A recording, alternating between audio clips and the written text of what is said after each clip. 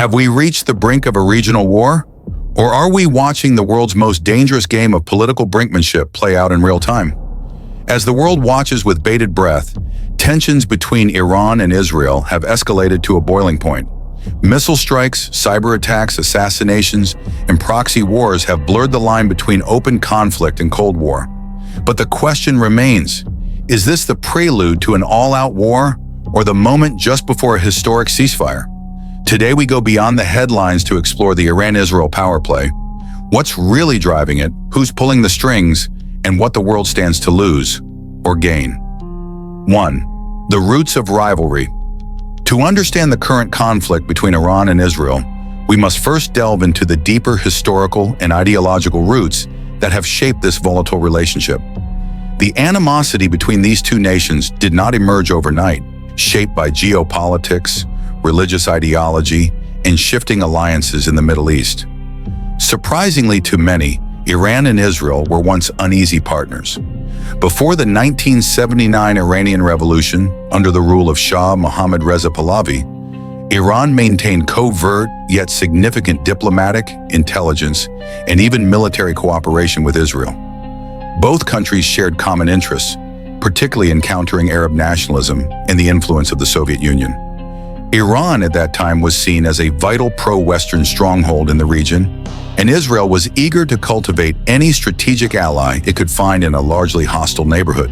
However, this fragile alliance was upended with the seismic shift of 1979. The Islamic Revolution overthrew the Shah's monarchy and replaced it with a theocratic regime led by Ayatollah Khomeini, whose worldview was staunchly anti-Western and vehemently anti-Israel. The new regime rejected the legitimacy of the Israeli state altogether, branding it as a Zionist entity and vowing to support the Palestinian cause until Israel was erased from the map.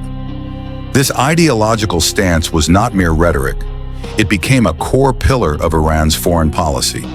In turn, Israel, now facing open hostility from one of the region's largest and most powerful countries, began to see Iran not just as a regional rival, but as a potentially existential threat, particularly as Tehran ramped up its nuclear research and development. Instead of engaging in conventional warfare, the conflict evolved into a prolonged, high-stakes game of geopolitical chess, fought through proxy battles, clandestine missions, and psychological operations. Iran began to exert influence across the region by financing and arming an array of militant groups, most notably Hezbollah in Lebanon and Hamas in the Gaza Strip, both sworn to Israel's destruction.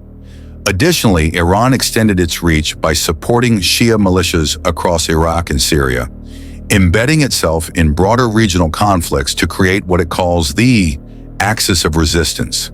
These proxies served as Iran's strategic leverage points, allowing it to strike at Israeli interests indirectly while avoiding direct confrontation.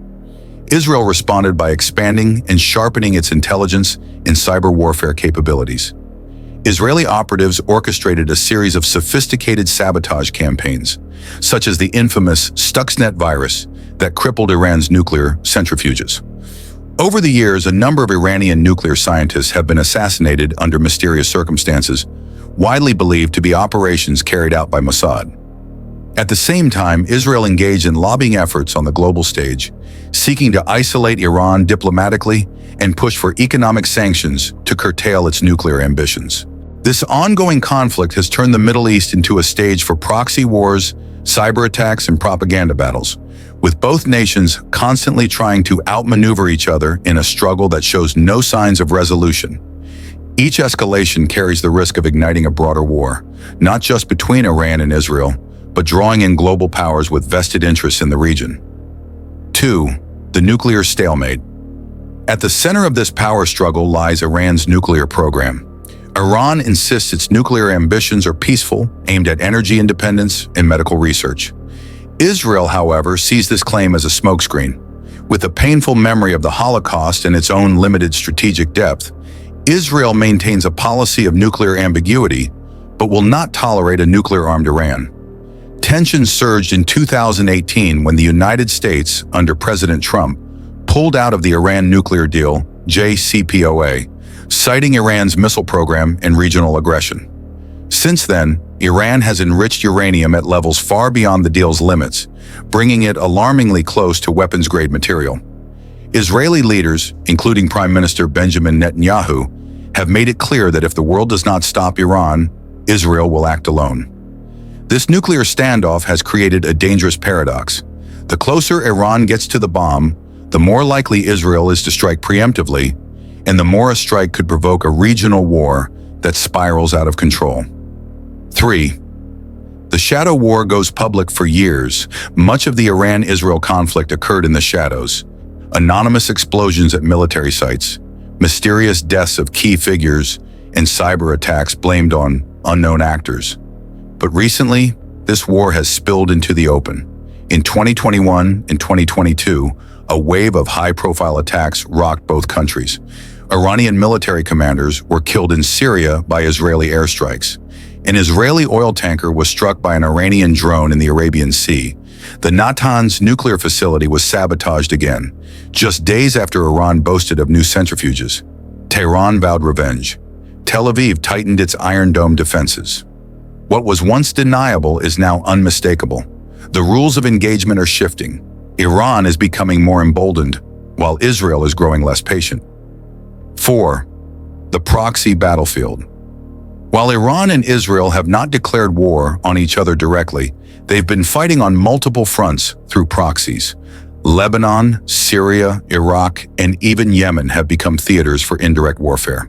Hezbollah, Iran's most powerful proxy, now possesses an estimated 150,000 rockets aimed at Israel. Meanwhile, Israel has launched over 1,000 airstrikes into Syria over the past decade, targeting Iranian convoys and missile depots. These indirect wars have left thousands dead and millions displaced.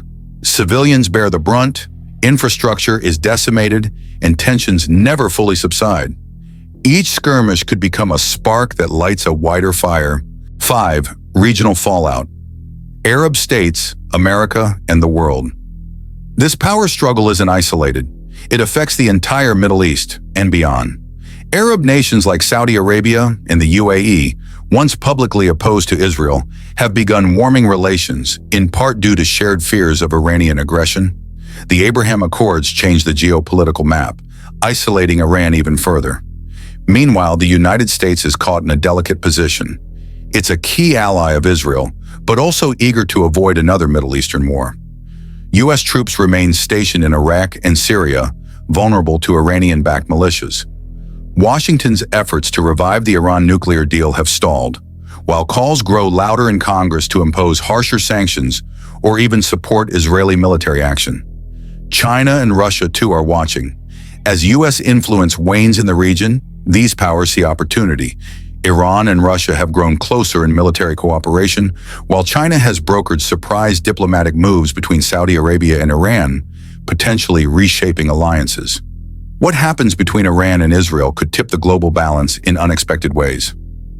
6. Ceasefire or showdown? Scenarios ahead. So what happens next? There are only a few possible outcomes.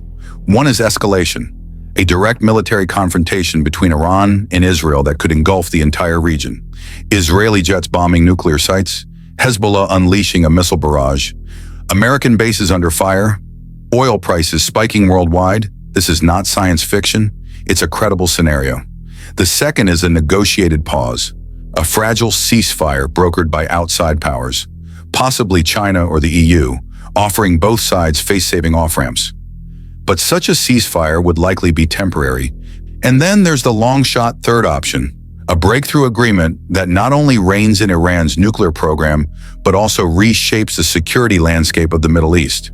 It would require compromise, courage, and a level of diplomacy not seen in decades. The Iran-Israel conflict is not just about two countries. It's a microcosm of the modern world's most complex challenges: nuclear proliferation, religious extremism, great power competition, and the erosion of international norms.